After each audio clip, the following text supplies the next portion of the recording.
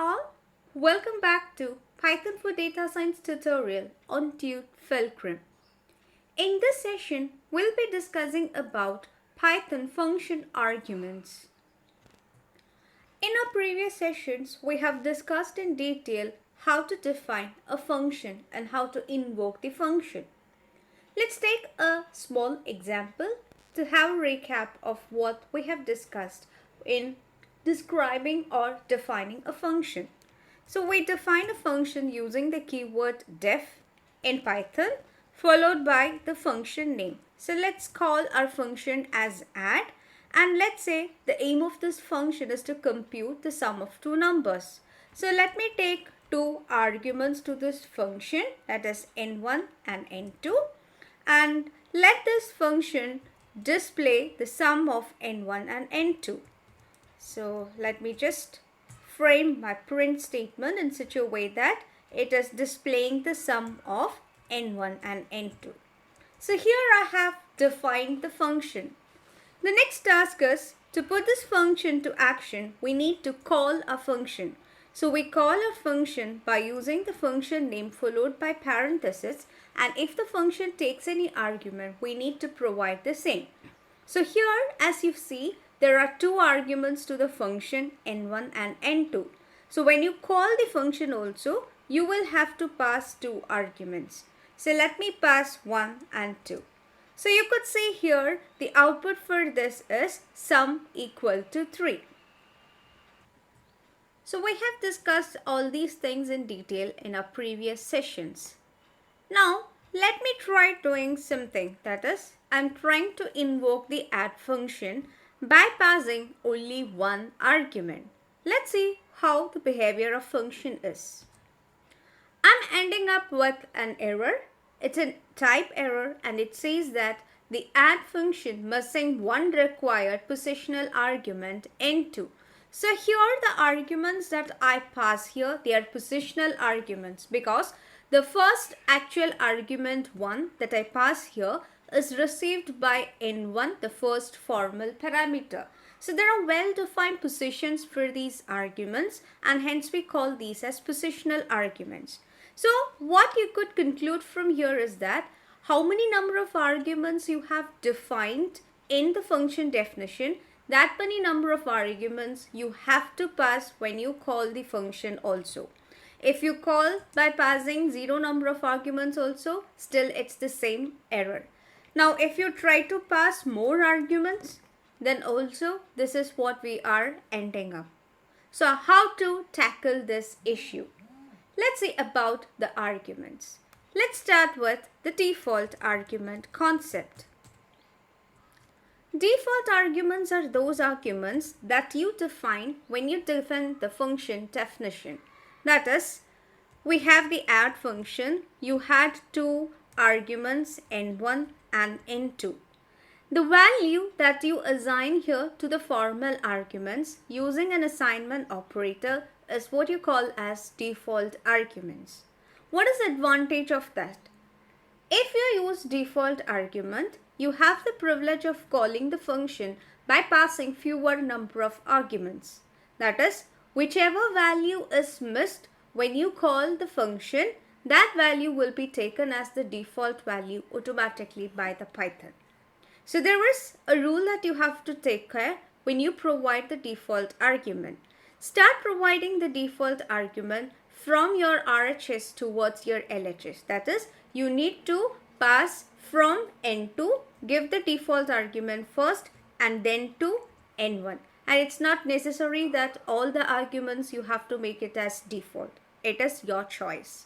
But start providing the same from your RHS to LHS. That is, let me be more clear here. Suppose if you have more than two arguments, let's say n1, n2, n3 are the arguments that I have. So if you intend to work with default arguments, start providing the default values from n3, then n2 and then to n1. Right? You cannot have a situation like this. You started with n3 but you skipped for n2 and then you proceeded with N1. No, this should not happen. It should be continuous and you should start from RHS towards your LHS. So let's define this function to compute the sum of three numbers. So we have defined a function.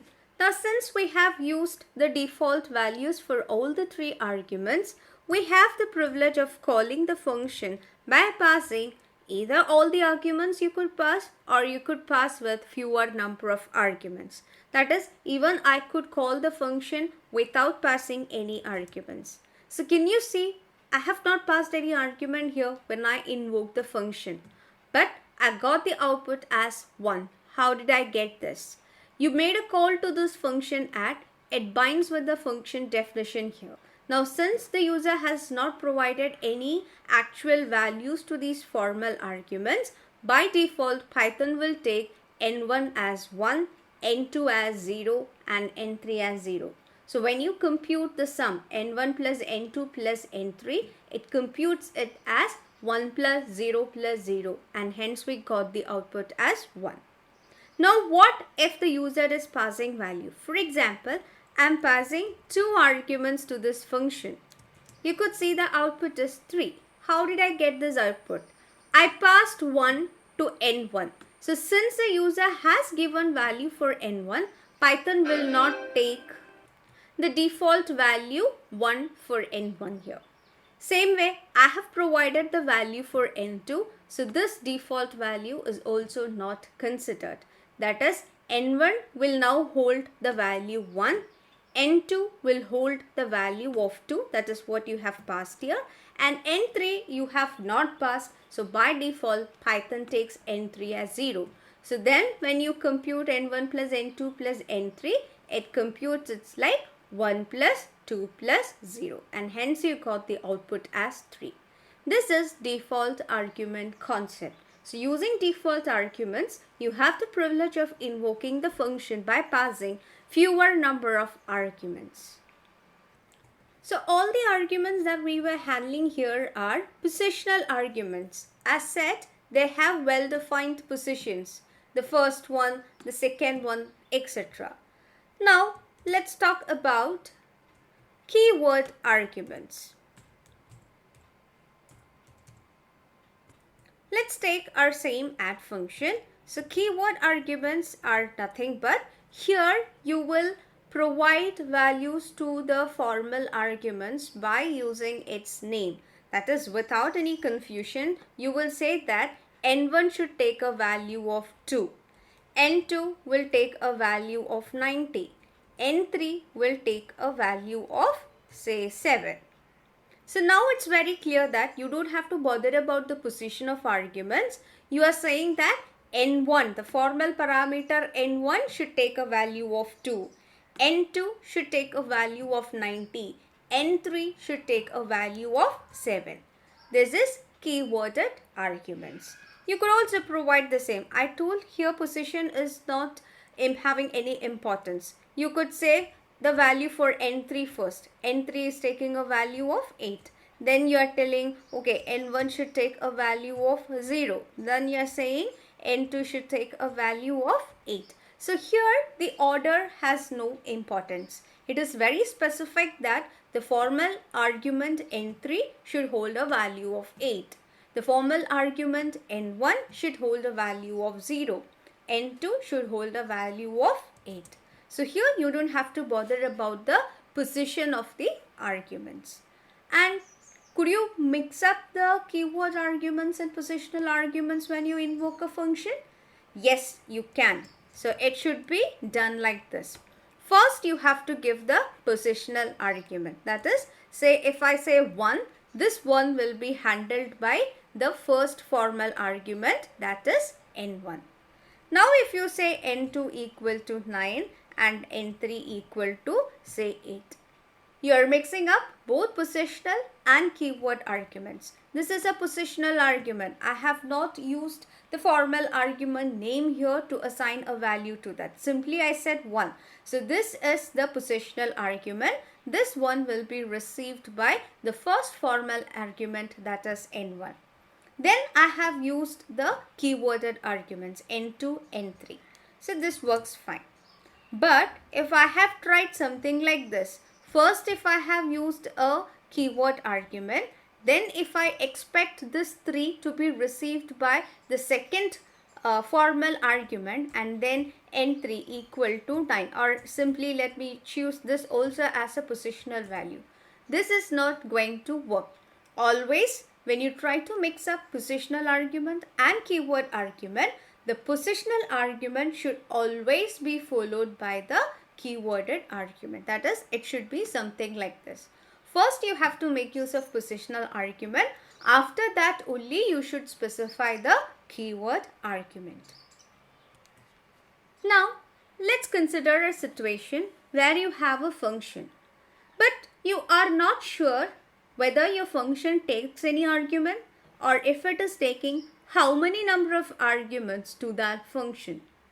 If that is the case, you could make use of variable length argument concept in Python. So how to handle variable length argument? Let's first define a function. Let's use the same add function.